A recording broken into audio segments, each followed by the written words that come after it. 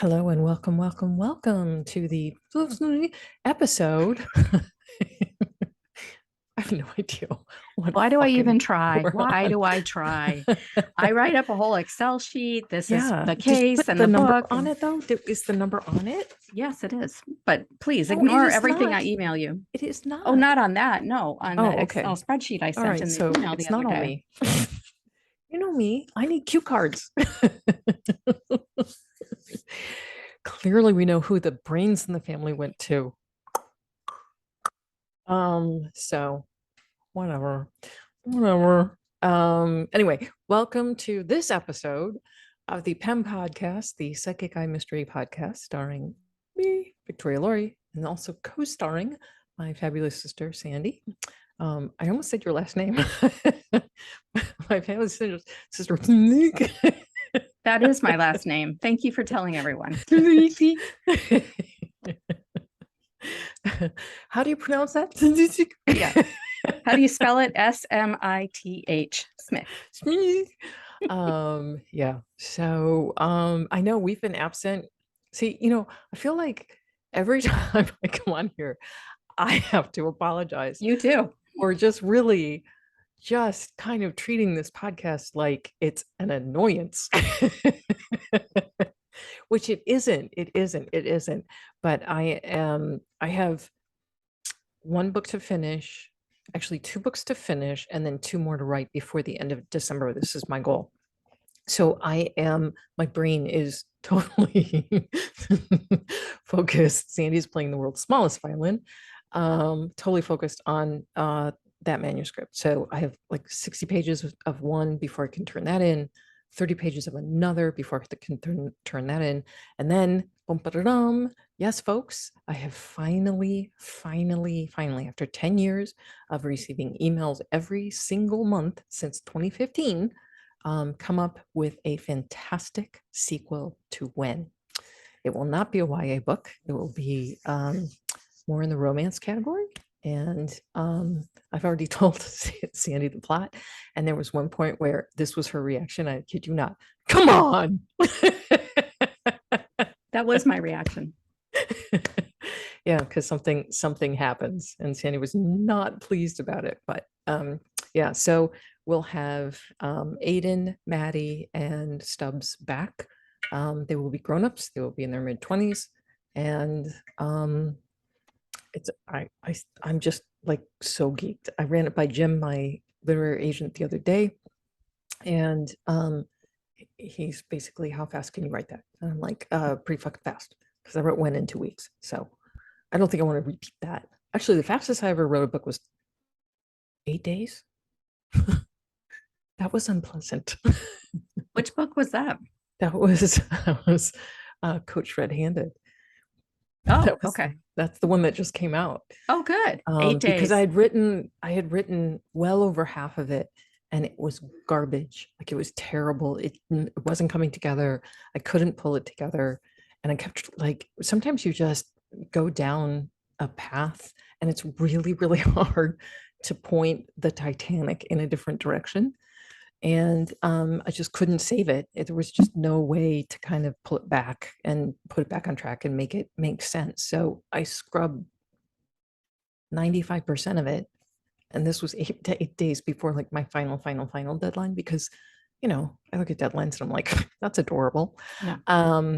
Clearly. So yeah, so it was like do or die. I had to get it in. And I did it in 8 days. It was like I was writing something. Normally I aim for like 3,000 words a day, which is about 10 pages. And I was writing like 20,000 words a day. It was just absolutely between 10 and 20,000 words a day. So I had a blister. Sandy's going to get her violin back out. I had a blister on my finger from typing. I think it was Your life is so hard. It is. It's so hard. It's so hard. Really, it's I was difficult. writing this book and then I got a blister on my finger. I'm just saying, like it's not all Carrie Bradshaw staring wistfully out her in your Gucci Park Avenue apartment, dressed in your Gucci, walking into her closet going, "Hello, lovers," to her shoes, like that woman wrote what, 15 minutes a day? Sometimes I do that, but still, that's like basically she wrote one book and she's like making all this money. I'm like, that does not happen. That does not happen. Unless you're Coho, unless you're Colleen Hoover, that does not happen. So anyway, I'm really into Colleen Hoover right now. Oh my God. Just feasting on her books. She's fantastic. She's fantastic. So anyway, So the book that you want to feature today is? Also, before I get to that, I would like to say thank you to everyone who is purchasing the Abby Cooper series. So basically what happens is I get a royalty statement, a statement of, how many books have sold from 9 months ago. So it covers a 6-month block that began 9 months ago, which was right around the time when we started the podcast. And there has been a significant jump in the number of at least the first 3 Abbeys, and I'll get subsequent statements going forward. But thank you, guys. Like, that's awesome. You're killing it. So I really, really appreciate everybody who's diving into Abby. So thank you. I appreciate it. I got the statement. I was like, this is like almost 2.5 times what I was thinking it was going to be. So thank you very much. I really appreciate it. Okay, so speaking of Abby, this is possibly the ugliest cover. I'm sorry to the cover artist, but I really, really hate this cover. She doesn't look human. She looks like a mannequin. Honestly, she looks like a fucking mannequin in the window. So Monica Rowe is the cover artist who basically took it from the next book all the way through. And she's done all of the Kat Gilly books as well. She's phenomenal. She is so good.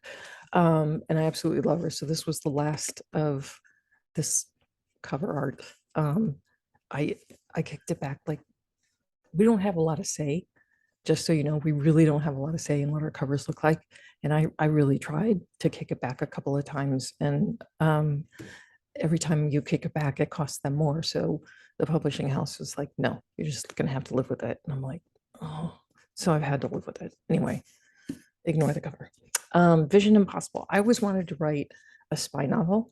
And so this was my opportunity. So basically in this novel, there is a drone that is outfitted with a camera that can take the photograph or actually a video of anybody's electromagnetic frequency, basically, and translate that into colors. So whenever I look at someone, when I'm in intuition mode and I want to get a little bit more information out of their energy, I can kind of dive into the colors of their auras.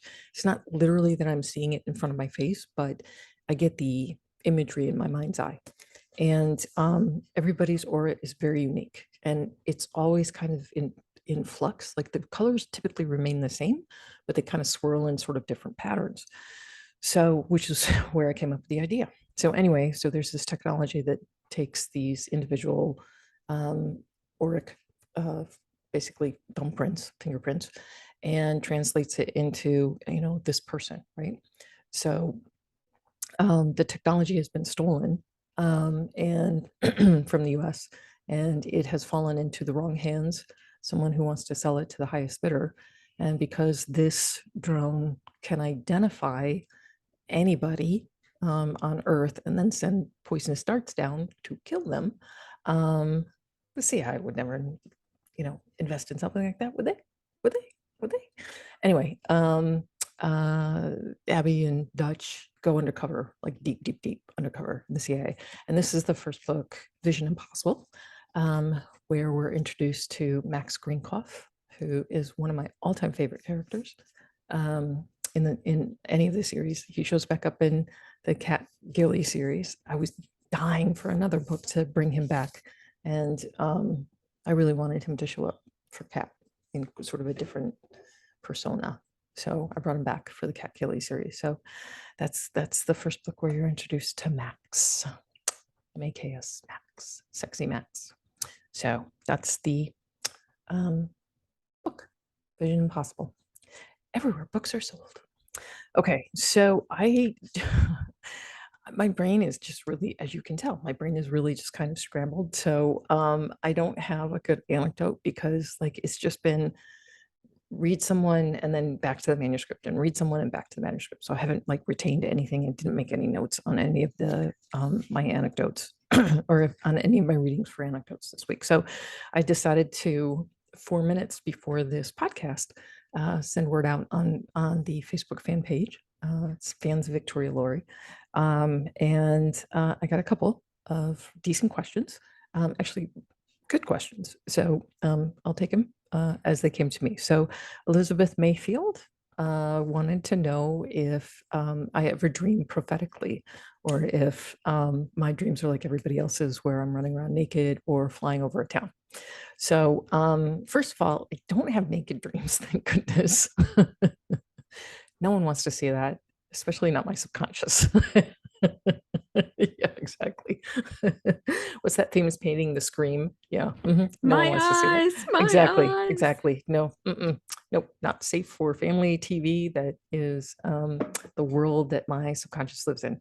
So I have the only kind of, I don't have any prophetic dreams, none, but a dream that I have kind of all of the time because I put myself through college waitressing, cocktailing, bartending, and waitressing. So my nightmares are all about walking into my section. It's completely full. I have to take everybody's order. I get back to start the drinks, and something's wrong with the fountain. There's no bartender behind the bar. Like, and I can't remember any of the what we used to call them PLUs, price lookups. So they were the numbers attached to whatever menu item, and I can't remember any of those. And I don't know how to work the computer system, and everybody's so busy they won't help me. So it's like that overwhelming feeling of being, if you've ever waitressed, you know, of being in the weeds, where you're just like, there are two things I can do here. One, just scream and cry or walk out. And pretty much every time I just walk out, just like, fuck it, boom, off I go. Quiet quitting. That's what I do. I quiet quit. So yeah, no, I dream normal. Go ahead. Did you have a comment? No, I just think that's great that you did quiet quitting in your dream. Oh yeah. In your dream. Yeah. Quiet Bye-bye. quitting. Yeah. I'm out of here. And then Jessica Robbins wants to know if I ever go out in public and feel a strong pull towards someone and feel compelled to tell them. No, I do not. I walk around just like you walk around normal. When I go to the grocery store, I'm focused on my list. I'm focused on living my life. I'm really only in intuition mode when I'm doing readings. That's it. So it's like a switch I turn on. I will say, however, if someone asks me a question that has sort of they don't know the answer, my intuition will grab it. So, which is why I'm very careful, and Sandy knows this, very careful about my inner circle, because anybody who triggers that regularly, bye. Because it's like this reflex that I can't stop. So I have to be like very, very careful when people are gathered around and they're asking questions, you know, like pondering philosophically about their lives. So I have to kind of rein it in. Although there was one incident, and this was really what taught me not to turn my radar on outside of my little cocoon here. I went to a bank. This was 20 years ago. Yeah, 20 years ago. Yeah, I remember. I think it was cashing a check or something. It was withdrawing money, cashing a check, something. And the teller was behind the window and she's processing it, making small talk. And out of my mouth, I say, "You're moving?" And she like did one of those. And she looked at me like intensely, like, "Do I know you?" And she said, "How do you know that?" And I said, "Oh," flippantly, "I'm psychic." And she got really nervous. And then what do? I make it worse. I say, "There's going to be a problem with your U-Haul. You will need to make sure that you have a backup because I feel like there could be something wrong with the tire." And she could not get me away from her teller window as fast enough. She was completely freaked out because she was renting a U-Haul. And the in-town moves for U-Haul, they always use the trucks that they retire from the long distance moves, so that they're always a piece of shit. So if you ever wonder why, if you move long distance, you get a nice U-Haul, and you move in town and you get like the one with the brakes that don't quite work, that is why. So, so I have no idea if she had any problem with her U-Haul. I don't know if that came true, but I certainly freaked her out. So since that day 22 years ago, I have not opened my mouth to do that. Because why? You know, why freak people out? And then Vicki Wilson says, asked, when did I first know that I had the ability? I don't know, you know, I want to say probably my very late 20s, early 30s. I remember walking into a store that sold kind of cool artsy sort of stuff. And there were these dichroic glass, which is a really cool glass technique where it's kind of like glittery. It's like glittery on the bottom, and then there's this dome of glass that covers it. And there were these Nordic symbols, they were called runes. And I was just super drawn to them. Sandy's laughing because I once tried to teach her how to read runes. It was a disaster. Did not go well. Total It did not freaking go disaster. well. You don't take someone who's very literal and try and teach them about runes. Okay, you just don't. That's a bad idea. I just remember like notes, just Sandy writing note after note after note. And this one means unless it means, and sometimes it means.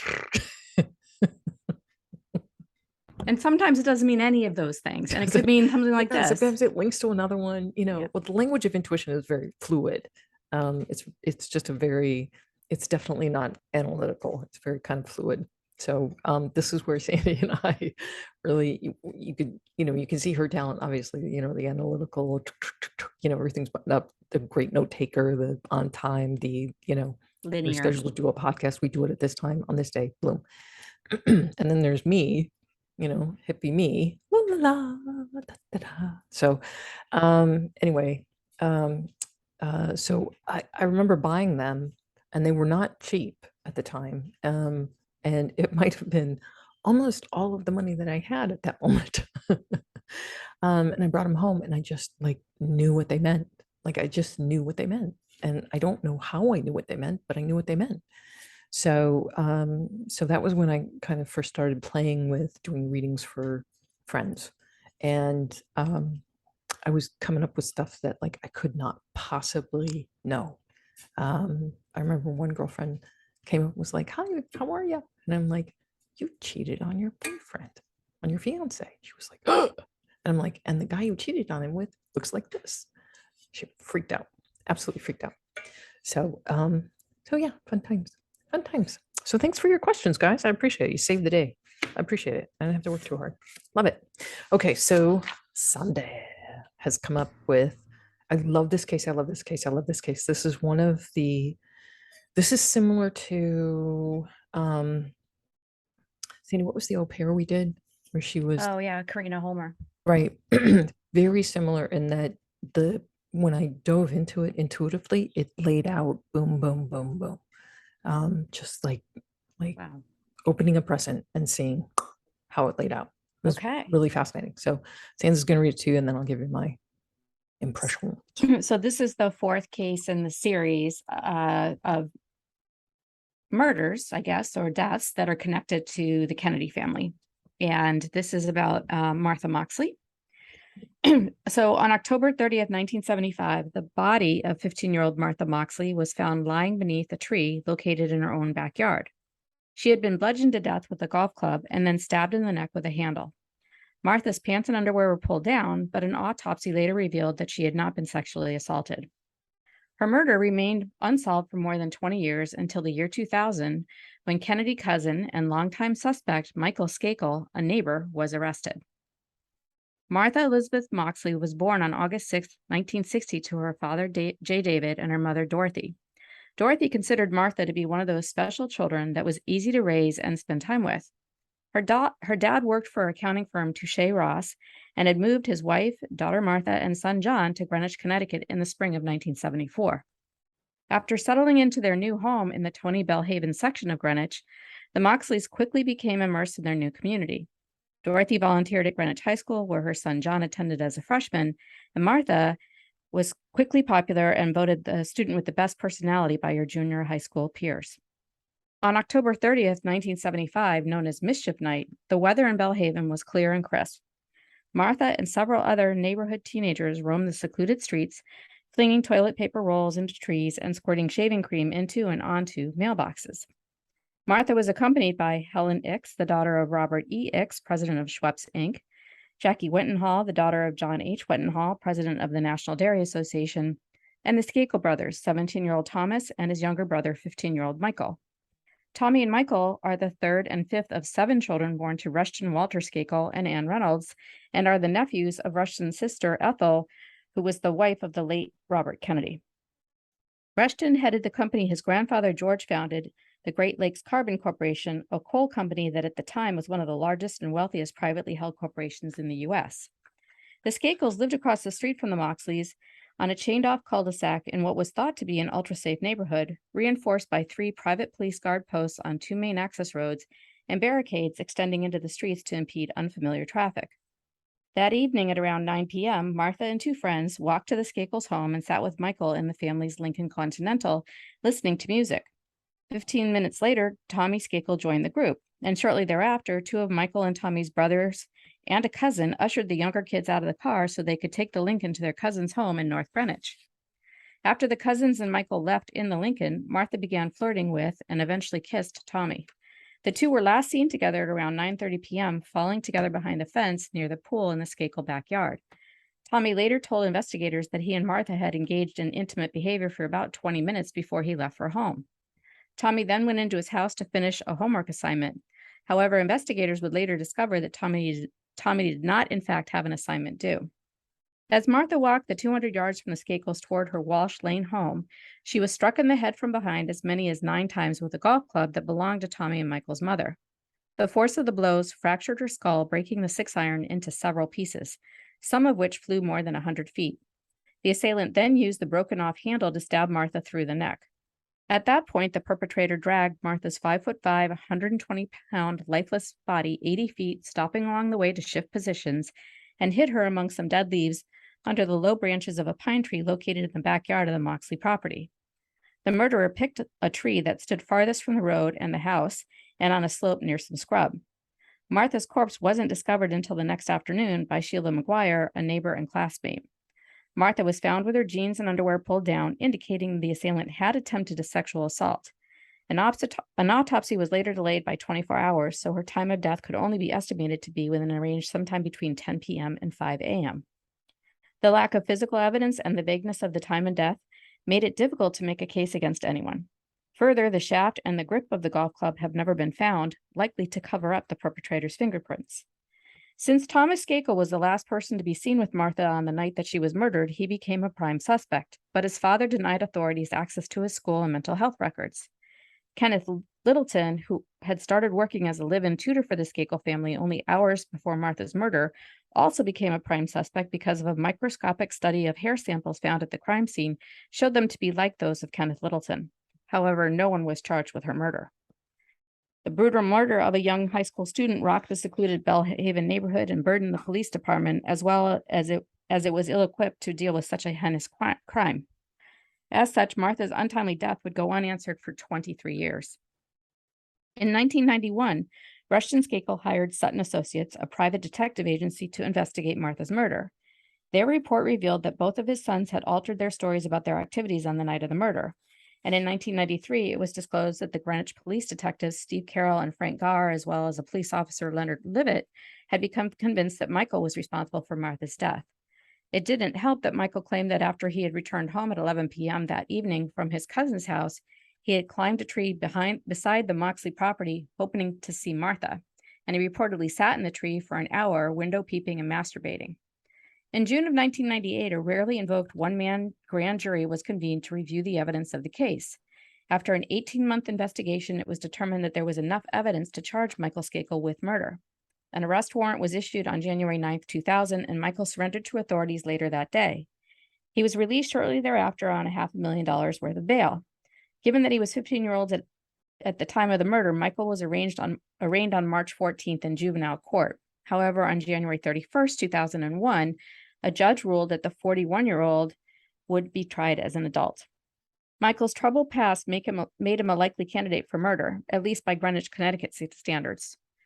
2 years before Martha's murder, Michael began abusing alcohol after his mother's premature death from brain cancer in 1973. Undiagnosed dyslexia made him a poor student, and he reportedly flunked out of a dozen schools. Known to be a sensitive, socially awkward child, Michael cowered under the harsh and occasionally violent rule of his alcoholic father, who both ignored and abused him. According to neighbors and family friends, the Skakel children were given unlimited amounts of money, but were largely unsupervised. In 1978, Michael was arrested for drunk driving in New York State, and to avoid criminal charges, he agreed to attend the Elan School in Poland, Maine, and receive treatment for his alcoholism. He ran away from the school twice before he finally left after 2 years of being there. Following high school, he attended Curry College in Milton, Massachusetts, and earned a bachelor's degree in English. And throughout the 1980s, Michael attended several drug rehab facilities before finally becoming sober in his late 20s. In 1991, he married professional golfer Margot Sheridan, with whom he had one child. Margot promptly filed for divorce shortly after Michael was arrested for Martha Moxley's murder in January of 2000, and their divorce was finalized in 2001. Michael's trial, which garnered worldwide attention, began on May 7, 2002, in Norwalk, Connecticut. And despite having a confirmed alibi for his whereabouts at the time of Martha's murder and the lack of any physical evidence linking him to the crime, he was found guilty of murder 1 month later on June 7th.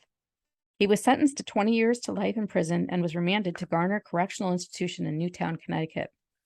Multiple appeals followed, all of which were denied until 2013, when Michael was granted a new trial by a Connecticut judge who ruled that his defense counsel had been inadequate.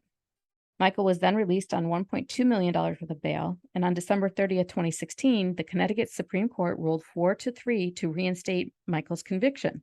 However, the court then reversed itself on May 4th, 2018, and ordered a new trial.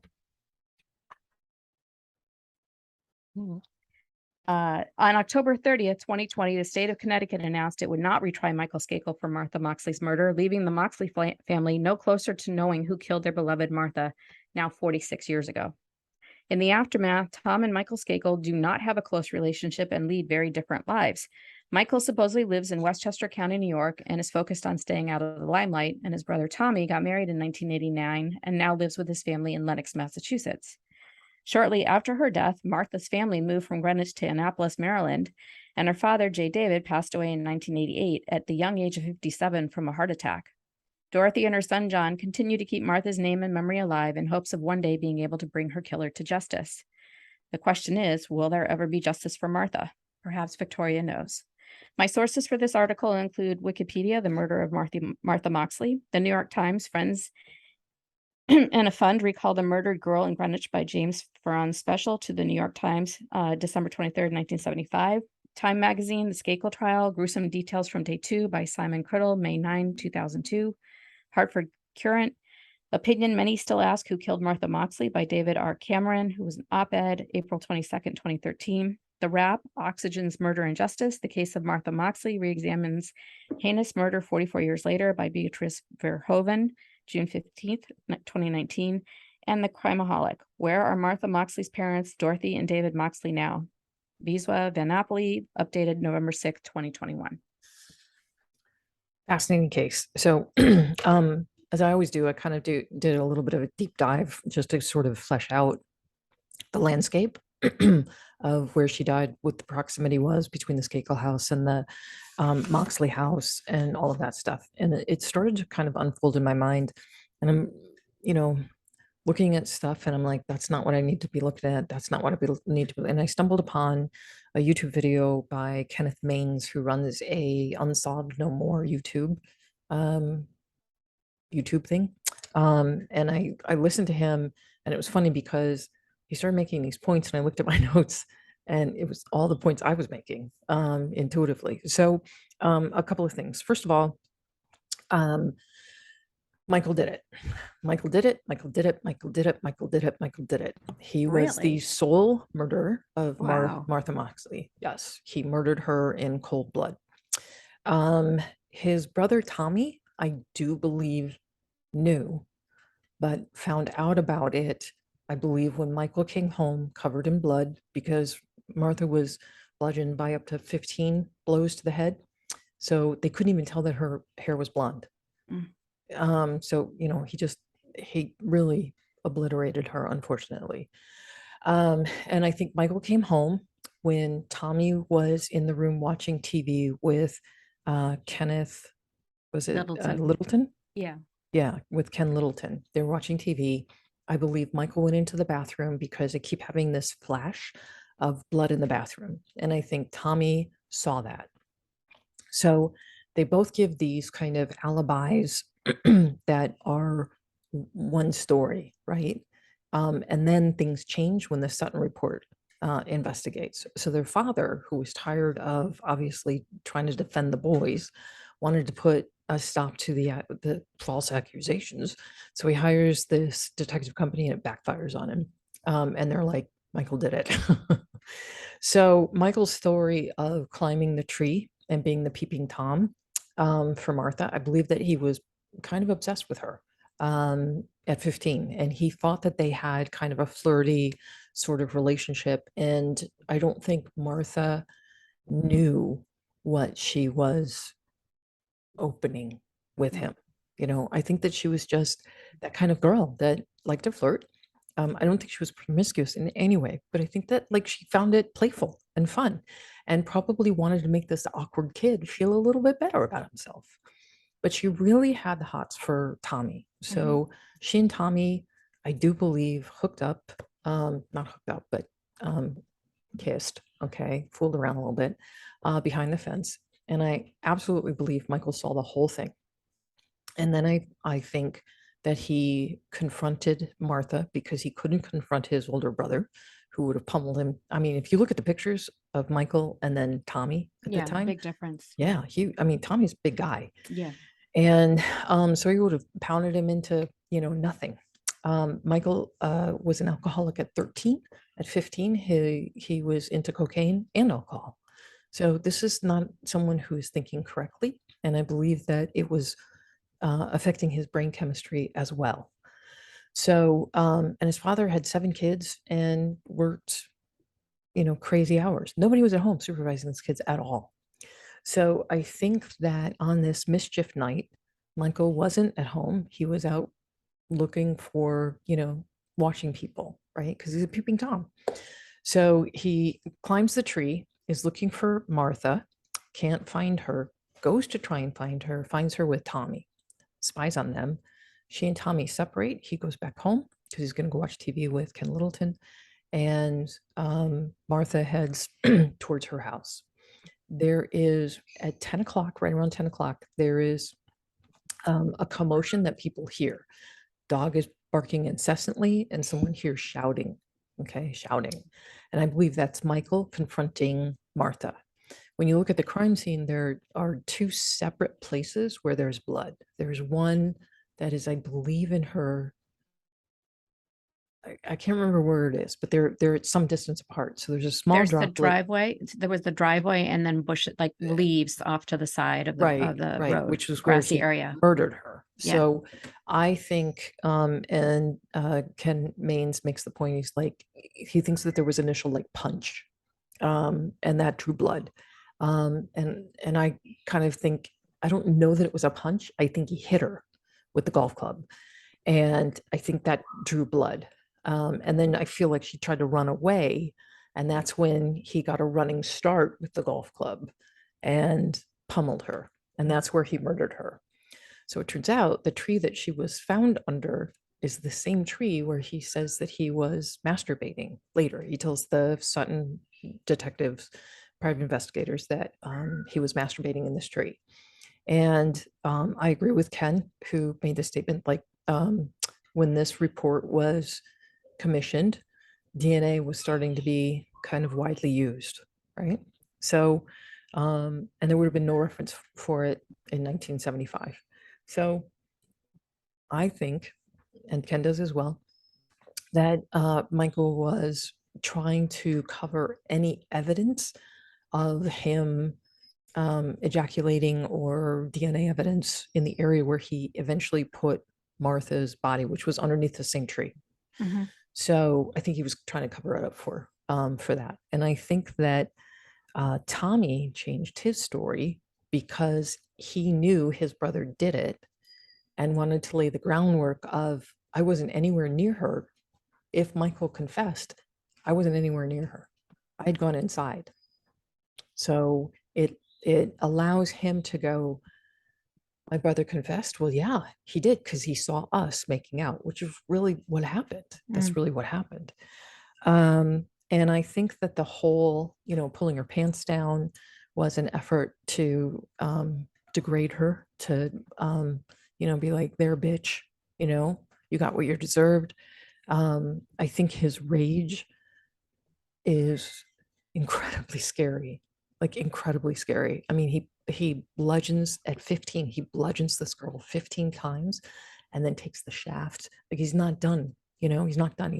He's made pulp of her head, and then he drives a shaft into the side of her neck. Very, very passionate assault. Exactly. And it's immature, right? Yeah. It's an overreaction that you would expect, like an angry 15-year-old who's got impulse control issues, as he obviously does, because he's an alcoholic and he's into cocaine. And he's from a very destabilized family. And his father is abusive and his mother died. And, that is not an excuse at all, But you can see them all being contributing factors. I think he's absolutely a dangerous man. And I think there was a confession where because he's confessed like on numerous occasions, supposedly, right? But there was a confession where someone recalls him saying, I drove her skull. That's a golf term. That's a golf term. So this guy grows up and marries a golf pro.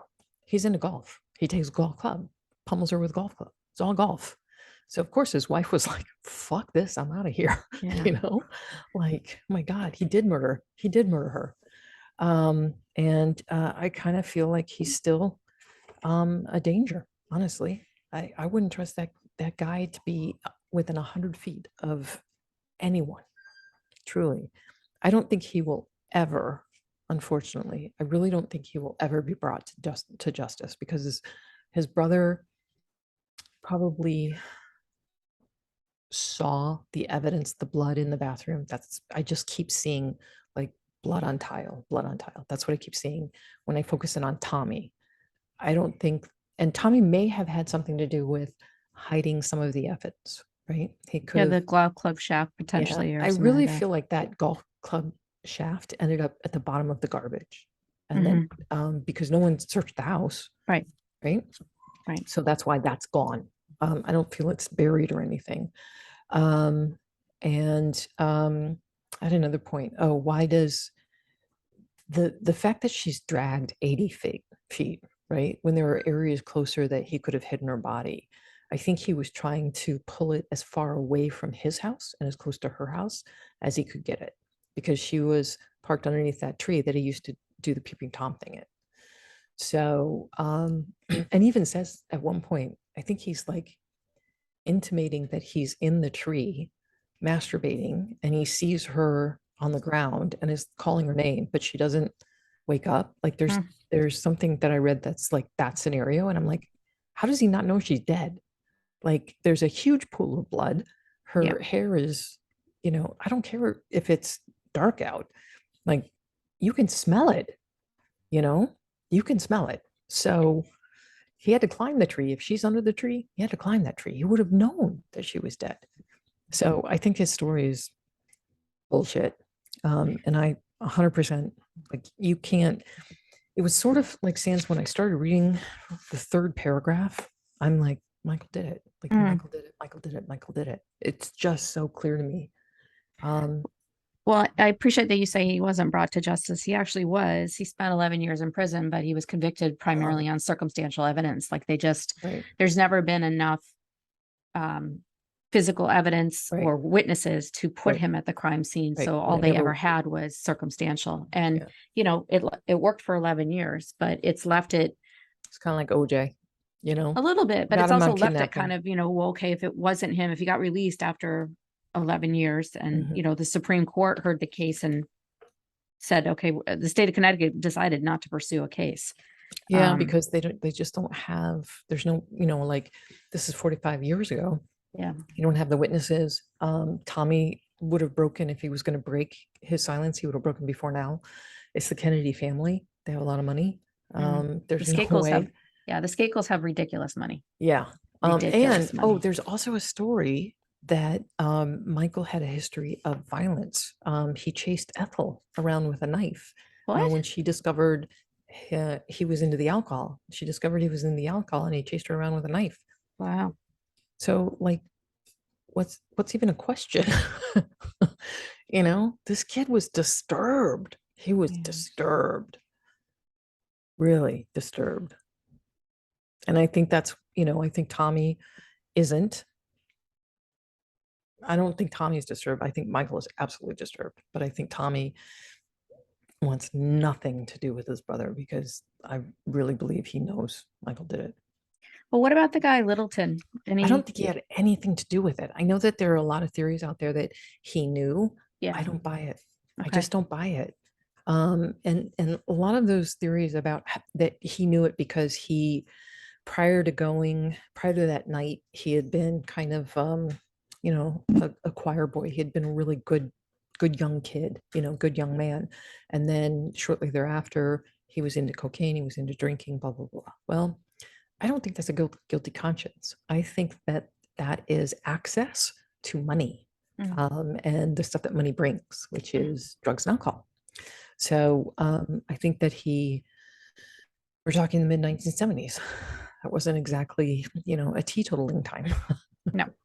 So I think he had access to money and drugs and alcohol. And I think that, temptation. And I think he just went down that road. I don't think it had anything to do with Martha's death. I really don't think he knew. I kind of feel like if he had known, he would have said something. There's just that feeling about him. So, yeah. Terrible for her mother.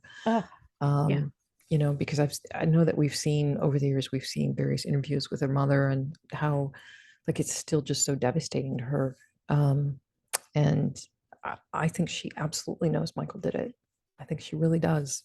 And that the Kennedys have tried all for these 40 years to cover it up and just make it go away. And they've, in large part, kind of succeeded. But he 100, there's no way it was anybody on the outside either, because this was such a personal murder, right? The fact that Martha was not sexually molested. If she'd been sexually molested, I could kind of see an outsider, but the fact that that was done post-mortem, and the fact that she was stabbed in the neck post-mortem, and the 15, no, it was a very savage murder. Yeah. Very savage, very personal, a lot of anger coming at her. Yeah. That is unchecked fury is what that is.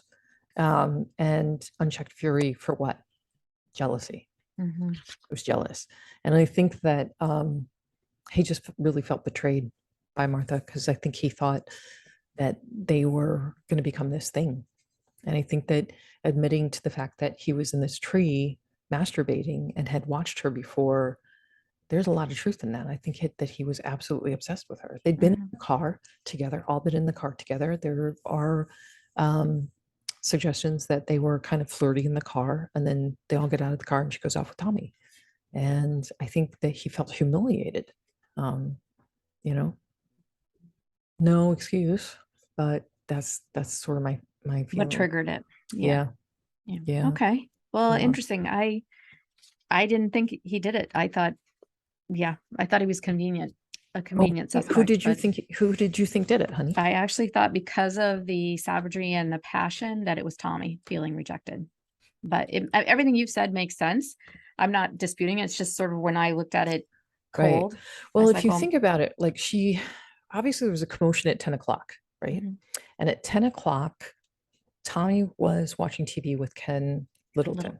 Yeah. And the reason that there's this question of whether or not Tom was involved, or excuse me, question of whether Littleton was involved, was because Littleton said he was watching television with Tommy and there was nothing unusual about Tommy. So if he'd killed Martha 15 minutes earlier, there would have been blood, there would have been sweat, there would have been anxious. Like, he never would have walked in and just sat down and watched television. Yeah. So the timeline just doesn't match up with Tommy doing it. It's just not there. But Michael, it absolutely matches up. So there is his Michael's older sister, but I think she was the middle in between Tommy and nope, she would have been. I don't know if she was the middle in between or she was one of his older sisters. She came home and she said that she saw a dark figure as she pulled into the driveway. She saw a dark figure in the shrubbery or in the bushes somewhere, and that it was Mischief Night. And Ken had made a statement on his podcast, whatever it is, that he thinks that was Michael, and I agree. I absolutely agree. I think Michael was waiting for his sister to get into the house so that he could sneak in and clean up, because I think he was just absolutely covered in blood. So I think the clothes and the golf shaft ended up at the bottom of the garbage, and in his effort to clean up, he tracked some blood somewhere. And it makes sense that he and Tommy probably share a bathroom. So that's my thinking. Okay. Well, thank you for your insights as always. welcome. So Nicole Bitzer posted on your fan page a question about whether or not we'd be covering Jimmy Hoffa, and it just so happens I've already written that story. And so we're going to kind of shift from Kennedy focus and head over toward a theme around men behaving badly. And so Jimmy Hoffa, we've mentioned as a result of the Marilyn Monroe case, and we may revisit another case that we've already done connected to a men behaving badly down the road as well. But next week will be Jimmy Hoffa. So yeah, that's a personal case for Sands and I, because we lived in very close proximity to the restaurant where he was last seen. I've eaten there. I don't know if it was the Fox and Hounds. It's no longer there. I've eaten there. You've never eaten there? I don't remember? I have no idea. Yeah. I don't think so. I can't remember if we ever went there, with our parents to eat or not. I Probably can't remember, not. but it was really in our neighborhood. So it was like that thing where I remember in my, 20s and early 30s, like driving by going, always thinking like Hoffa's, last time Hoffa was there, right there. So it'll be really interesting to dive into that case, because at this moment, I don't know, but I kind of know. We've sort of talked a little bit. And like I had my very immediate impressions. So it'll be really interesting for me to dive into. Hopefully it'll be another like this one where it was just hopefully cool. Yes. Okay. So, well, thank you for everyone for tuning in and staying dedicated as fans. Yes, thank you. I appreciate it. I appreciate them. I appreciate them all. Just Sandy, I'm so busy. So busy. Shut up. It's hard. Okay. You're right. It's so hard. It is. It's Sandy, coming up with 100,000 words in 6 weeks. It's not easy. It's not easy. Okay. Give birth to twins and then we'll talk what's easy. 22 years ago. Okay. And there's still a pain in my butt. Okay. The Well, hot tub is finally gone. Thank the baby Jesus. Yes. Your life is so much more hard than mine. You have college age boys who are off to college again, who come home, eat my refrigerator, and then leave. Yes, you're right. It's terrible. How do you endure the hardship? Yeah, that's the only thing I have going on. Get out my violin. Okay, go ahead. Yeah, because that's all I've got going on. Plus, my nephews are awesome. They're awesome. They are awesome kids. Like, what is to complain about? They're great kids. I gotta go. Okay, whatever. All right. I love you very much. Love you too. Thank you very much for your insights today. And we'll see everyone next week for Jimmy Hoffa. We'll do. Okay. Love you. Bye. Bye, everyone.